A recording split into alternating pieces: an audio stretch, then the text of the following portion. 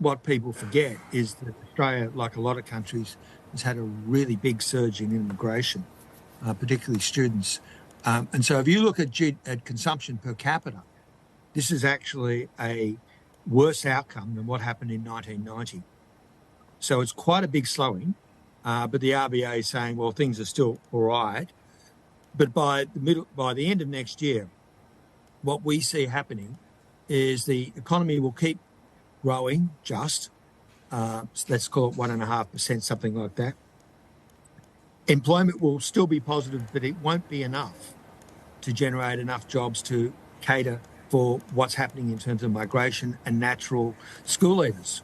So by the end of next year, we in the Reserve Bank and a lot of other people expect the unemployment rate to be about 4.5%, and it's currently 3.7%. So they have a definite mandate that is employment as well as inflation. And at that stage, we'd see inflation a little bit around, 3.5% maybe. So moving back into the range. So I think that's the issue as we go forward. I do want to get your sense, Alan, on when can we realistically look at the preconditions for a rate cut by the RBA going forward.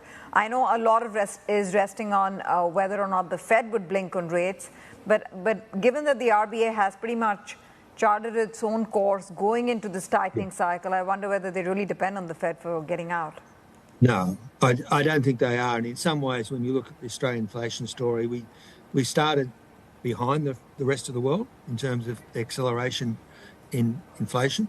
And I think we're still 6 months behind the rest of the world in terms of where we're at. Now, we think that, when we get the December quarter CPI, which will be early January, inflation is probably going to be 4.5%, which is still a lot higher than, say, some of the core measures you see in the US.